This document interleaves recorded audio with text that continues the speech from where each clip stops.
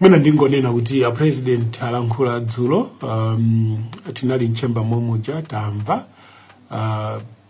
official response ngati yankho lochokera ku opposition tidzapereka Wednesday masana chifukwa panopa tikuunikira zinthu zimene a president anayankhula. Musayiwale kuti boma la nyuwaniro olo boma lilonse limasaina social contract pakati pa bomalo ndi Malawi. So pali zinthu zimene boma linalonjeza kuti lipanga kwa Malawi ndi zinthu zimene feso tikuona kuti kodi azipanga motani kudutsira mu speech imene apangayi. So ndinene pano kuti officially on Wednesday masana tidzayankha, ndipo tikadzayankha nthawi imeneyo ndi pamene adzamve maganizo athu ngati opposition. Mwina ulendo uno zikhoza kukhala zosiyanira napo kuti pachizungu timanena kuti tifuna kubweretsa responsible opposition imene ikamachita zinthu izichita poyang'ana zenizeni, evidence based kind of opposition, kuti tibweretse imene amati checks and balances. Mwachitsanzo ngati analonjeza izi kuti awapangira Malawi akuzipangadi, kenako kodi anthu kunjaku amayiona bwanji office imeneyi? Dziwani kuti opposition ndi government in waiting, ndikuti Malawi adatipatsanso chiyembekezo chonena kuti malo moti aliyense wa iwo payekha azichita hold government to account, ndikuti responsibility imene anatipatsa ifeyo. So ifeyo tionetsetsa kuti tupanga amati watchdogging pachizungu, kuti utsutsa kwathu kusakhale politically emotional chifukwa choti tikungofuna upanga ndale, koma kukhale kutsutsa kumene kukozonso kuwathandiza Amalawi kuti chiyembekezo chawo sichili m'madzi. Mwina ndinenenso pano kuti ndi interest ya opposition iliyonse ngati government in waiting kuti mukakhala ku opposition ngati komwe tikhale ndi self reflection in readiness pokonzekera zisankho za 2030, kuti kodi tikhoza kuchita motani ifeyo ngati opposition to regroup ourselves but also to reorganize ourselves kuti zinthu zina ziyende. Ndiganiza kuti opposition umene tipange ulendo uno ndi opposition umene uthandize kwambiri kuwapatsa Malawi chiyembekezo chonena kuti ili ndilo boma limene tikuyembekezera. So choyambirira Malawi Congress Party idakhazikitsidwa pa ngodya zingapo zimene zimathandizira kuti pakati pa anthu okhulupirira ideology ya Malawi Congress Party azikhala pamodzi. Mwina ndinenenso pano kuti mu democracy intra-party issues ngati zimenezi zili healthy, zimathandizira kuti chipani chilimbe. So Malawi Congress Party ali pamodzi, amamvera utsogoleri wa Malawi Congress Party under the leadership ya Dr. Lazarus Makathi Chakwera.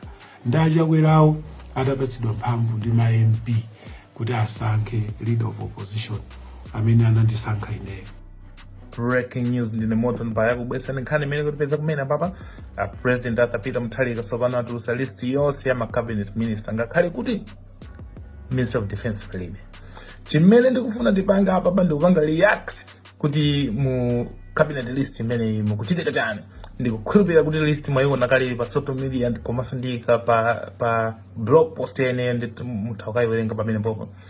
Kumano chimene chadabwitsa ndichoti pali anthu 10 amene ayankhapo milandu ku polisi ku khoti anafufuzidwapo, komanso ena onse anakhuzidwaso ndi nkhani zosiyana kwina ndi kwina. Ndikufuna ndingokupasani rundown ya zimene zili mu cabinet imene momwe ndi zimene anachita ndi milandu imene anapalamula. Choyamba ndi atapita Mutharika yemwe wazipasa commander in chief umene umabwera ndi udindo wa president. Ungakhala president umakhala sotani umakhala so commander in chief.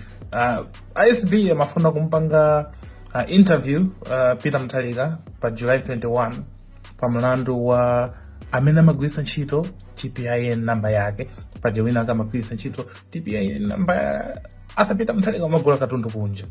Then paliso Enoki Chihana amene anamangidwa ndi SCB pa ma charges ena ndi ena.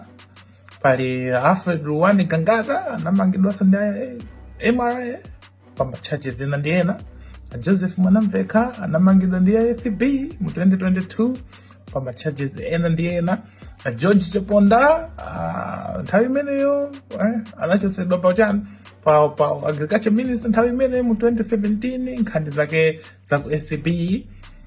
Ben Malunga Phiri anamangidwa ndi police nthawi imeneyoyo nkhani zake za ku Minister of Gender uku zakatangale.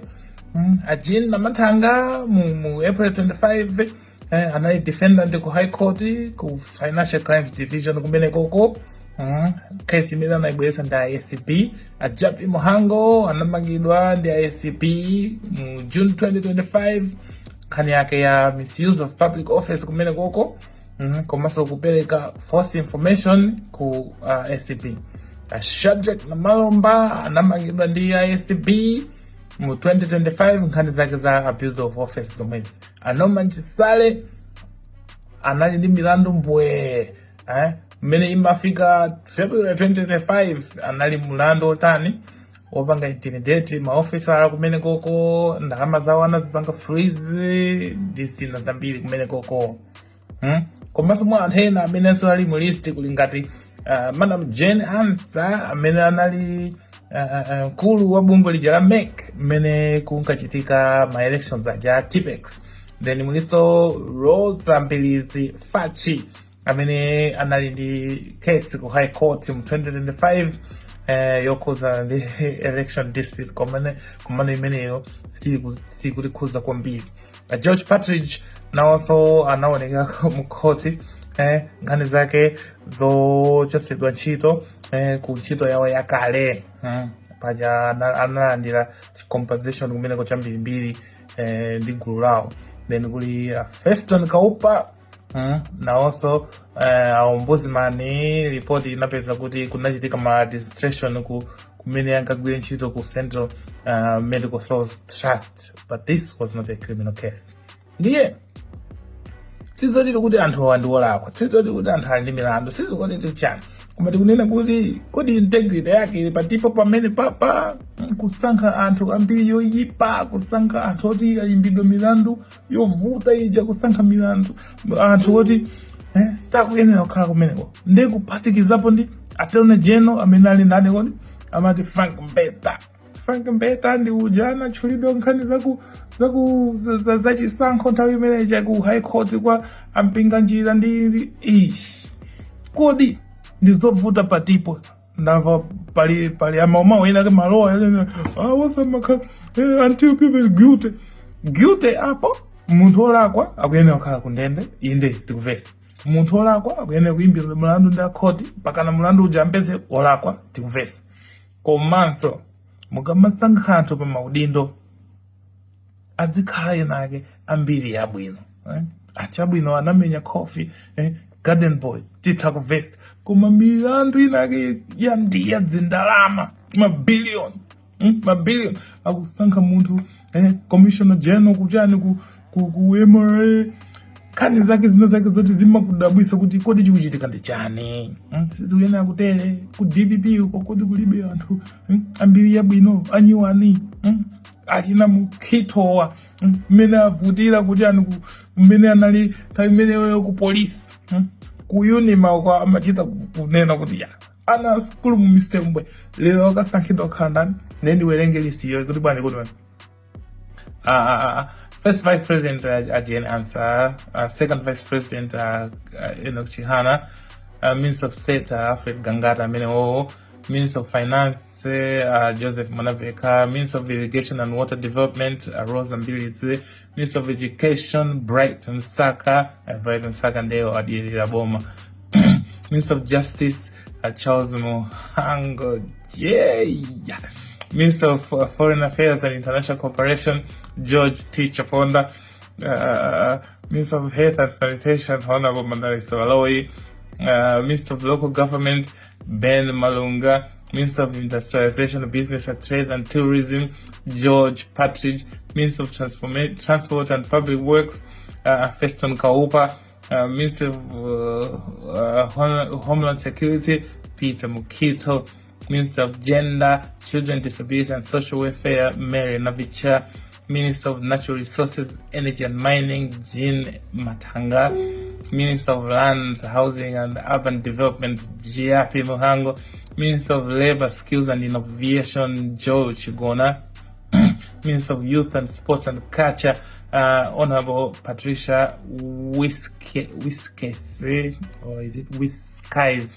Minister of Information and Communication and Technology, Honorable Shadrick Namalomba, Deputy Minister of Health and Sanitation, Honorable Chimwemwe Chipungu, Deputy Minister of Homeland Security, Honorable Norman Chisai, Deputy Minister of Gender, Children and Disability and Social Welfare, Martha Ngwila, Deputy Minister of Education, Science and Technology, Francis Foley, MP.